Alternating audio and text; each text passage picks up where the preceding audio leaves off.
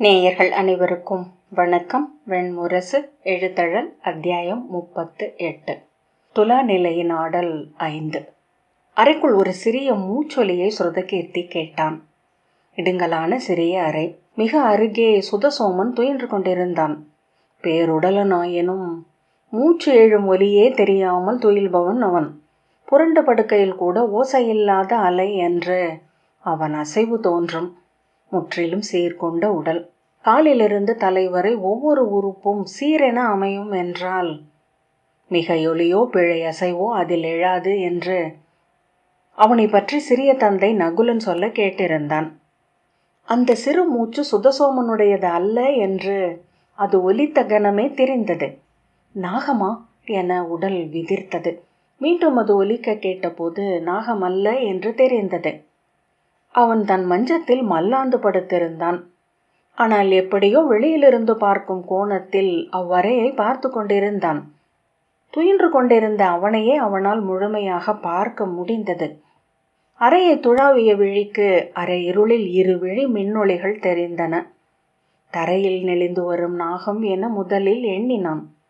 பின்னர் 4 கால்களையும் சற்றே விரித்து வைத்து தள்ளாடி நடந்து வந்த கழுதை புலிக்குட்டியை பார்த்தான். அறைக்குள் அது எப்படி வந்தது என்று வியந்தான். அதன் அன்னையுடன் இருக்கவில்லை. அதன் பெயரை ஏதோ நூலில் படித்திருந்தான். அந்த சொல் மிக அண்மையில் நின்றது. ஆனால் முகம் மறைத்திருந்தது. மஞ்சம் உயரமற்றது.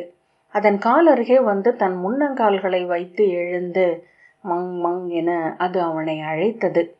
குனிந்து அதை தூக்க வேண்டுமென அவன் நினைத்தான். ஆனால் துயின்று கொண்டிருந்த உடல் கனவென்று அவ்வெண்ணத்தை அடைந்தது. கழுதை புலி பின்னுக்கு சென்று தாவி பற்றி ஏற முயன்றது. அதன் முள் நகங்கள் மஞ்சத்தின் பண்படாத மரப்பரப்பில் கீறி சென்றன. தரையில் விழுந்து மல்லாந்து புரண்டெழுந்து விலகிச் சென்று மீண்டும் பாய்ந்து வந்தது.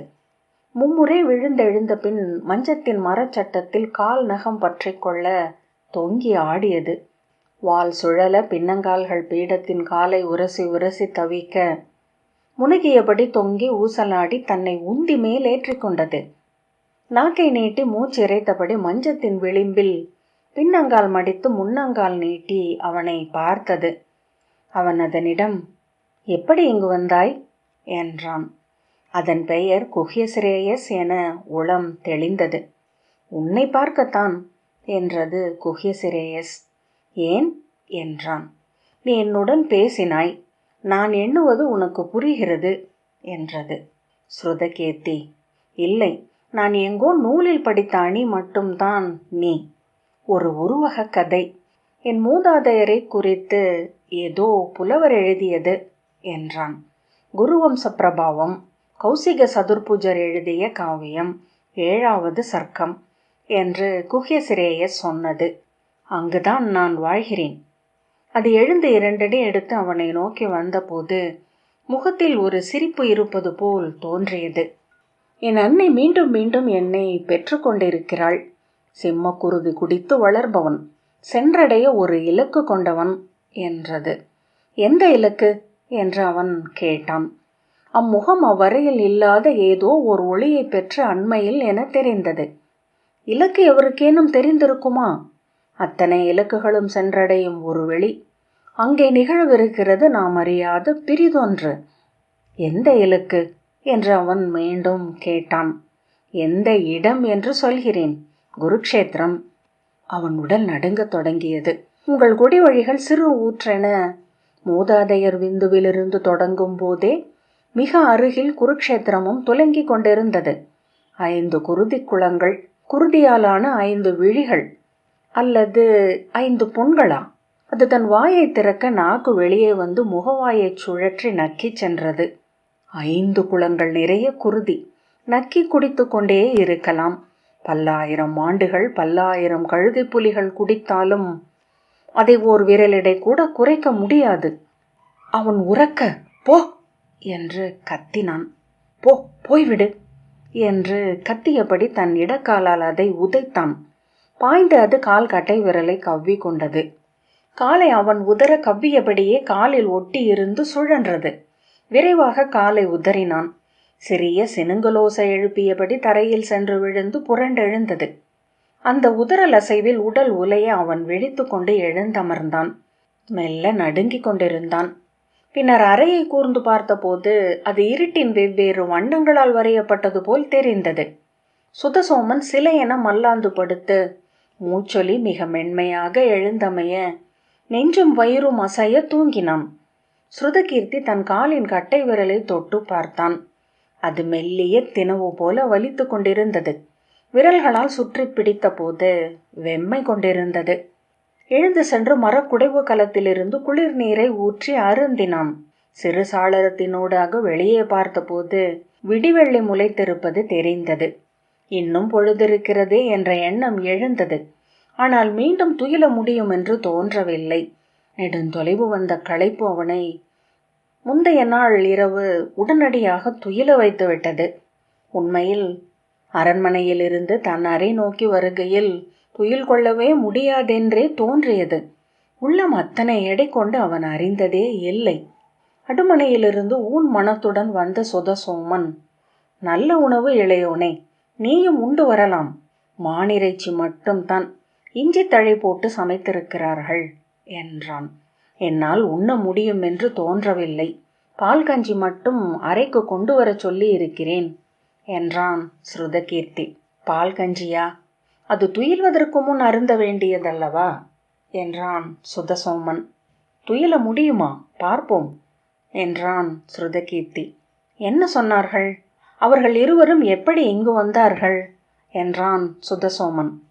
நம்மை சான்றென அமர வைக்க எண்ணி இருக்கிறார்கள் என்று ஸ்ருதகீர்த்தி சொன்னான். எதற்கு என்றான் சுதசோமன். அவர்கள் நம் கண் முன்னால் வெல்லப் போகிறார்கள் என்றான். எவரை என்றான் சுதசோமன். சல்யரை என்று ஸ்ருதகீர்த்தி சொன்னான். இங்குதான் இருக்கிறார் அல்லவா என்றான் சுதசோமன். ஆம், அஸ்தினபுரியின் அரசர் இன்னும் அவரை சந்திக்கவில்லை. நாளை புலரியில் அவரை சந்திப்பார் என்றான் ஸ்ருதகீர்த்தி.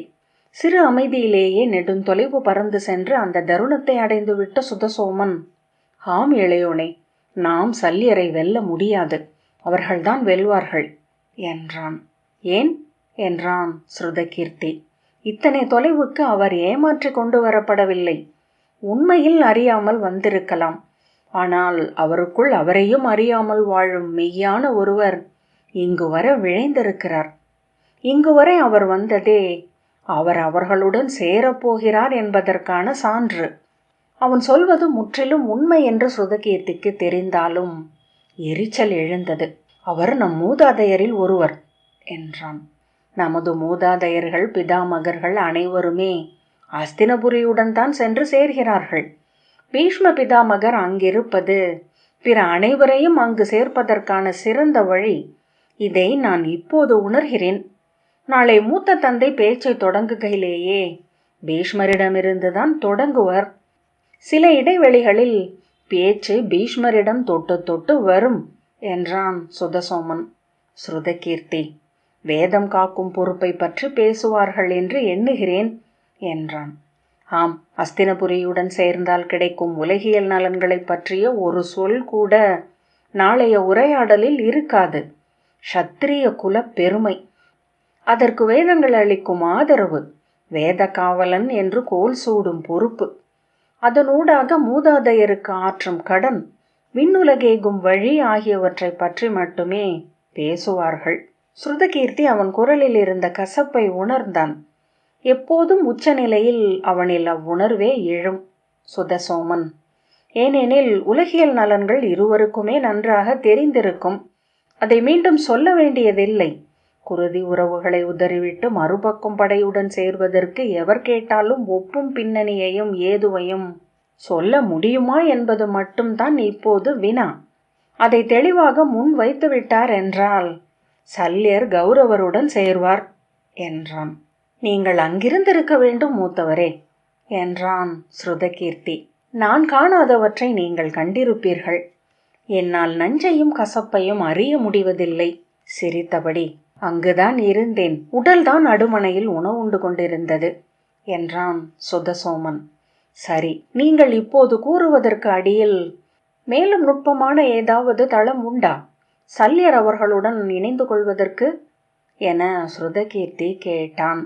இப்போது நான் சொல்வது கூட நம்மால் ஏதேனும் வகையில் வகுத்து கூறிவிடக்கூடிய ஒன்றே. தெளிவாக வகுத்து கூற முடியாததும் ஒவ்வொரு முறையும் நமது ஆழம் சென்று தொடுவதுமான பிரிதொரு தளம் உண்டு இளையோனே. வேதம் காப்பதும் குலம் பெருக்குவதுமெல்லாம் நம்முள் உரையும் நல்லியல்பால் நாம் அவர்களில் உணர்வன. நம்முள் வாழும் இருட்டால் நாம் சென்று தொடும் அவர்களின் இருளொன்று உண்டு. அங்கிருப்பவை வேறு தெய்வங்கள், வேறு படைக்கலங்கள் என்றான் சுதசோமன். இரு இயல்புகளால் அஸ்தினபுரியின் அரசர் இயக்கப்படுகிறார், ஆணவமும் மண் விருப்பும். ஆகவே ஆணவமும் மண் விருப்பும் கொண்ட அனைவருக்கும் இயல்பாகவே அவரை புரிந்து கொள்ள முடிகிறது. அவருடன் இணைவதே அவர்களுக்கு உகந்ததாகவும் இருக்கும். நம்முடன் வந்தால் இங்கிருக்கும் பிற இயல்புகள் அவர்களை உந்தி வெளியே தள்ளிக்கொண்டே இருக்கும். ஒவ்வொரு அவையிலும் பேசி நகைத்து செனந்து நடித்து தங்களை அவர்கள் இவ்வகையில் நிறுவிக்கொள்ள வேண்டும் என்றான் சுதசோமன். பின்னர் நகைத்து, அத்துடன் ஒன்று உண்டு. மானுடர் வாழ்க்கையை உள்ளூர நடித்து கொண்டே இருக்கிறார்கள். அந்த 100 நடிப்புகளில் ஒன்றையே வெளியே நிகழ்த்துகிறார்கள். வெல்லப்பட்டோர் வென்றோர் நடுவே வெல்லப்பட்டோராக நின்று நடிப்பதையே மானுட ஆழம் விளைகிறது. ஏய்க்கப்பட்டோர் தோற்றவர் என்றும் ஏய்த்தவரே வென்றவர் என்றும் அது அறியும். ஸ்ருதகீர்த்தி திகைப்புடன், இரக்கமின்றி சொல்கிறீர்கள் மூத்தவரே என்றான். இளையோனே, நான் கைக்கு சிக்கும் பொருட்களை மட்டுமே அறிய வேண்டும் என எனக்கு ஆணையிட்டு கொண்டவன். என் படைக்கலங்கள் கூட கைவிட்டு செல்வதில்லை.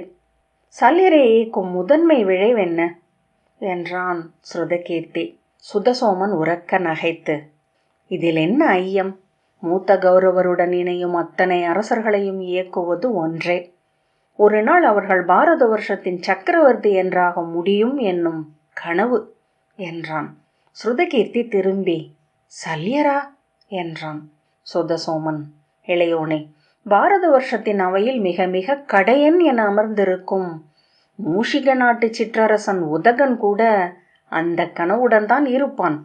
என்றோ ஏதோ களத்தில் பிற அனைவரையும் தோற்கடித்து தான் பாரத வருஷத்தின் அரியணை அமர்ந்து மும்முடி சூட தன் கொடி வழிகள் பாரத வருஷத்தை ஒருங்காள்வதை பற்றி மட்டுமே அவன் உள்ளம் நுரைத்து குமிழியிட்டு கொண்டிருக்கும் என்றான். சில கணங்கள் அவனை நோக்கிய பின் ஸ்ருதகீர்த்தி புன்னகைத்தான். என்ன என்றான் சுதசோமன். குருதி செல்வமாக இதை பெற்றிருக்கிறீர்கள் மூத்தவரே, இக்கசப்பையும் மானுட மறுப்பையும் என்றான் ஸ்ருதகீர்த்தி. இது மானுட மறுப்பல்ல, பிறர் எளிய மானுட எண்ணங்களால் ஆனவர்கள் மட்டுமே என அறிந்து கொள்ளல். அன்னமே முதன்மை இருப்பென்று உணர்பவர்கள் எந்தையும் நானும் அன்னத்தினூடாகவே மானுடரை புரிந்து கொள்கிறோம் என்று சுதசோமன் சொன்னான். அறைக்குள் சென்றதுமே மஞ்சத்தில் படுத்து உடலை நீட்டி கொண்டான் சுதசோமன்.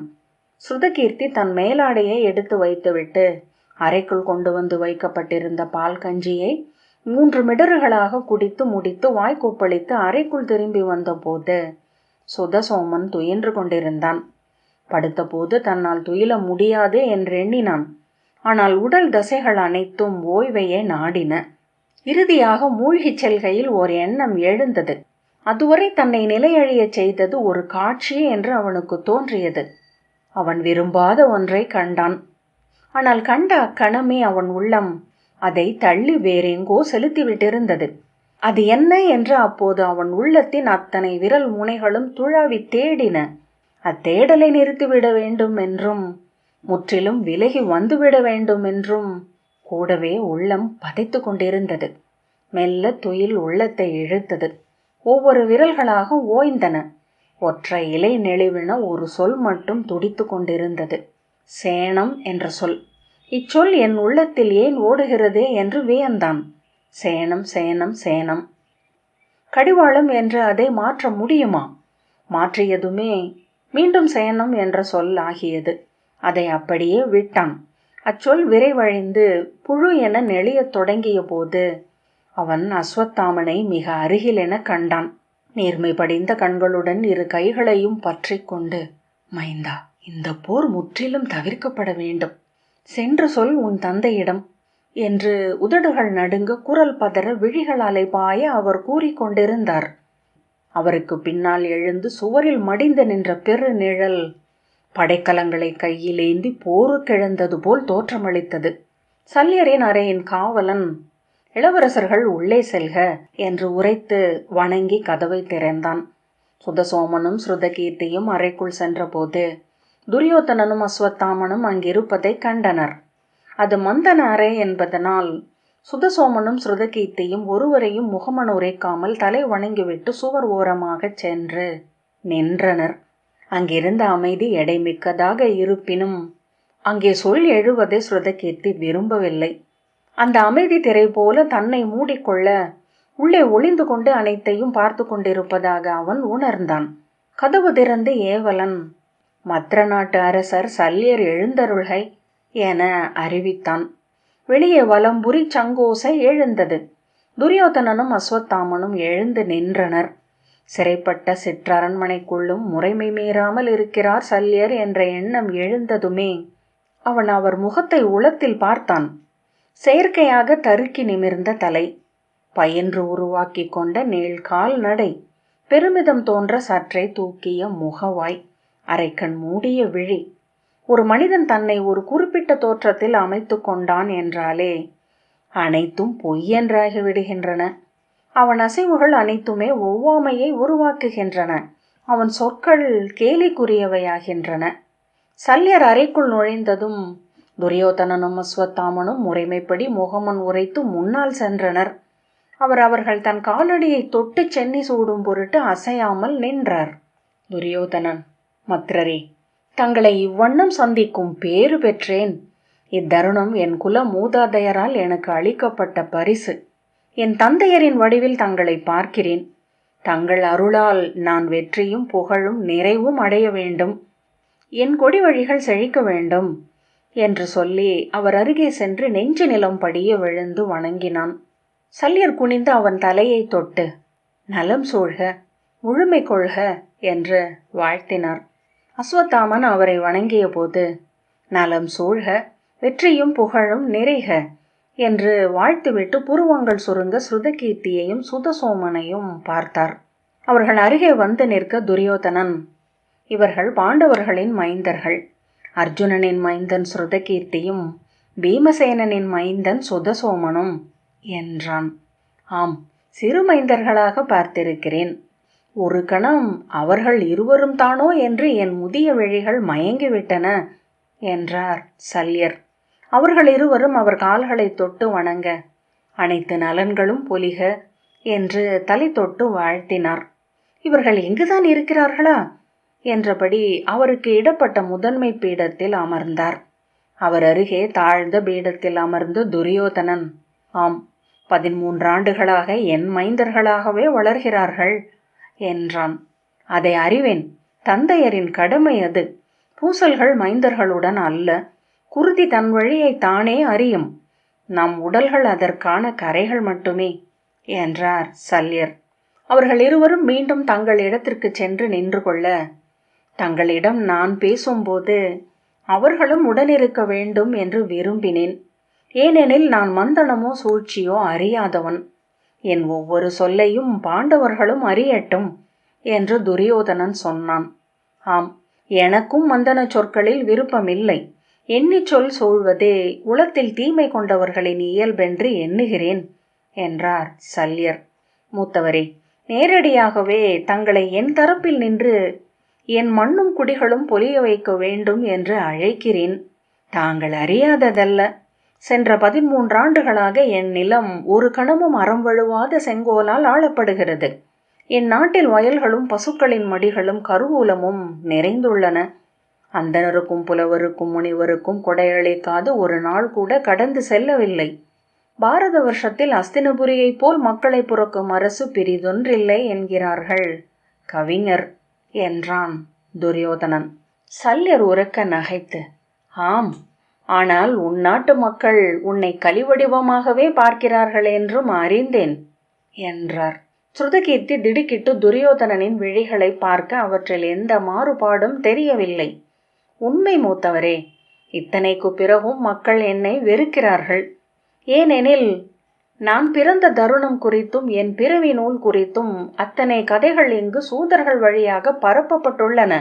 அவற்றை பரப்பியவர்கள் யார் என்றும் தாங்கள் அறிவீர்கள் என்றான். அது அந்த யாதவ அரசியின் பணி. அவள் வஞ்சம் அழியா உள்ளம் கொண்டவள் என்றார் சல்யர். துரியோதனன், அதைவிட சரியாக சொல்ல போனால் நன்று தீது அறியாதவர், தன்னலம் கருதி தகைமையாளரை தவிர்த்து சிறுமதி கொண்டோரை ஏற்றுக்கொள்பவர் என்றான். சல்யரின் முகம் மாறுபடுவதை ஸ்ருதகீர்த்தி கண்டான். அவர் பீடத்தின் இரு கைகளையும் பற்றி கொண்டு மெல்ல முன்னால் நகர்ந்தார். அது பெண்களின் இயல்பு. அவர்களால் அவர்களுக்கு உகந்ததை அவர்களே தெரிவு செய்து கொள்ள முடியாது என்றார். மெய், எனக்கு இப்படி ஓர் பழி இருப்பது நான் நன்கு அறிந்ததே. தங்கள் உதவியை நான் கோருவது அதன் பொருட்டே. தங்களுக்கு பாரத வருஷத்தின் அத்தனை தொல்குடிகளிடமும் இருக்கும் நற்பெயர் எவரும் அறிந்தது. பிருதுவுக்கும் யயாதிக்கும் பரதருக்கும் தசரதருக்கும் ஜனகருக்கும் இருந்த புகழுக்கு நிகர் அது என்றான். மெல்லிய தத்தளி போன்று சல்யரின் முகத்தில் கூட. அவர் அஸ்வத்தாமனை ஓரக்கண்ணால் பார்த்துவிட்டு இயல்பாக தலை அசைத்தார். தாங்கள் என் தரப்பில் நிற்பது என்மேல் மக்கள் கொண்ட உள விலக்கை இல்லாமல் ஆக்கும். அவர்கள் காலப்போக்கில் என்னை தங்கள் தந்தை வடிவென ஏற்க வேண்டும். நான் தங்களிடம் முதன்மையாக விழைவது அதைத்தான் என்றான் துரியோதனன். சல்யர் உள்ளத்துள் எண்ணங்கள் ஓட பொதுவாக, ஆம், நாம் மக்களிடம் உள மாறுதலை உருவாக்க முடியும் என்றார். அதன் பொருட்டே நான் என் நிலத்தில் வேள்வி பயிர் விளையச் செய்கிறேன். ஒவ்வொரு நாளும் வேதச் சொல் பொலிகிறது அங்கே. அந்தனர் பேணப்படுகிறார்கள். அனைத்து நலன்களும் என் நிலத்தில் சூழ்கின்றன என்றால் நிலைக்காதொலிக்கும் வேதச் சொல்லால்தான் என்றார். வேதம் மாமங்கலம் என்றான் துரியோதனன். வேதம் இந்நாட்டில் முனிவரை அறத்தின் வடிவாகவும், அந்தனரை அறிவின் வடிவாகவும், சத்திரியரை அவர்களுக்கு காவலனாகவும் அமைத்தது. இந்நிலத்தில் இன்று வரை அறமும் அறிவும் பொலிகிறதென்றால் அதற்கு தங்களை போன்ற சத்திரிய மூதாதையர் ஏந்திய வாழ் வழி அமைத்ததென்றே நான் எண்ணுகிறேன். இந்த அவைக்குள் சற்று முன் தாங்கள் நுழைந்த காலடி யோசையை கேட்டபோது, இதோ எழுகிறது வேதம் புரந்த என் மூதாதையரின் நாடி துடிப்பு என்றே உணர்ந்தேன். எத்தனை தலைமுறையினராக தங்கள் குடியினர் வேதம் காத்து நின்றிருப்பார்கள். எத்தனை களங்களில் வேதத்தின் பொருட்டு குருதி சிந்தியிருப்பார்கள் என துரியோதனன் தொடர்ந்தான். சல்யர் மீண்டும் அஸ்வத்தாமனை பார்த்துவிட்டு வெளியே திருப்பிக் கொண்டார். அசுரர் குடிகள் தங்கள் எழிந்த வேதத்துடன் ஒவ்வொரு யுகம் தோறும் வேதத்தில் வந்து வந்து தலையறைந்து சிதறி கொண்டிருக்கிறார்கள். அவர்களை அலைகளென வந்து கொண்டிருக்கும் கடல் என நூல்கள் சொல்கின்றன. அதற்கெதிராக அழியாது நின்றிருக்கும் பெருங்கரையே சத்திரியர்கள் என்று துரியோதனன் தொடர்ந்தான். மூத்தவரே, இங்குள்ள அத்தனை சத்திரிய வீரர்களும் அப்பெரும் கரையில் மணற்பருக்களே. நான் அதில் ஒரு கூழாங்கல். பிருதுவும் பகீரதனும் துருவதனும் யயாதியும் பரதனும் உபரிசிரவசும் ஜனகரும் தசரதரும் ராகவராமனும் பரசுராமனும் குருவும் ஹஸ்தியும் பிரதீபனும் அதன் பாறைகள். அப்பெரும் பாறைகளில் ஒன்று தாங்கள். இங்கு நான் தங்களிடம் பேச வந்ததே அந்த நம்பிக்கையில்தான். என்னுடன் நில்லுங்கள் என கூற மாட்டேன். ஆம், அதுவும் என் விளைவுதான். ஆனால் நான் எதன் பொருட்டு நின்றிருக்கிறேனோ அதன் பொருட்டு நில்லுங்கள் என்று கோருவேன். அதன் பொருட்டே உங்களை சந்திக்க வந்தேன். ஸ்ருதகீர்த்தி மெல்ல கால் மாற்றி நின்றான். அவன் கட்டை விரலில் அந்த சிறு புண் தினவு போல உளைச்சல் போல இருப்புணர்த்தியது. மறுகால் விரலால் அதை அழுத்தி எடுத்தான். அவ்வசைவைக் கண்டு சல்யர் திரும்பி நோக்கிய போது அவன் உள்ள மெல்லிய அசை ஒன்றை அறிந்தது. அவ்விழிகள் மாறுபட்டிருந்தன. விழிகளே மானுடர் என ஆசிரியர் சொன்னதை நினைவு கூர்ந்தான். அவன் முற்றிலும் அறியாத ஒருவர் அங்கே சல்யர் என உடல் சூடி அமர்ந்திருந்தார். எழுதடல் 38வது அத்தியாயம் இத்துடன் நிறைவு பெற்றது. நன்றி.